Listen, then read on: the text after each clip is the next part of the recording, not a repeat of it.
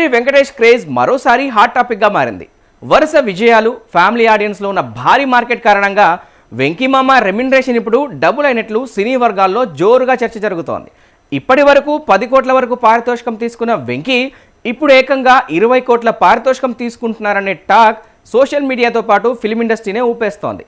Remuneration hike కావడానికి కారణం సంక్రాంతికి వస్తున్నాం క్రేజ్ సహా మనశంకర వరప్రసాద్ మూవీలో చేసిన గెస్ట్ అపీరెన్స్ అని చెప్తున్నారు. 2025 సంక్రాంతికి వస్తున్నాం సినిమాకు వెంకటేష్ 10 కోట్ల రెమ్యునరేషన్ తీసుకున్నాడు. ఈ సినిమా బాక్సాఫీస్ వద్ద ఘన విజయం సాధించడంతో పాటు ఫ్యామిలీ ఆడియన్స్ని బాగా ఆకట్టుకుంది. ఇక ఈ మూవీ సక్సెస్ తర్వాత వెంకీమామ మార్కెట్ ఒక్కసారిగా పెరిగిపోయింది. ప్రస్తుతం త్రివిక్రమ్తో ఆదర్శ కుటుంబం అనే సినిమా చేస్తున్నాడు వెంకీమామ. ఈ మూవీ కోసం 20 కోట్ల పారితోషికం తీసుకుంటున్నారని వార్తలు వినిపిస్తున్నాయి. ఒక్క సినిమాతోనే రెమ్యునరేషన్ 100% జంప్ అయింది.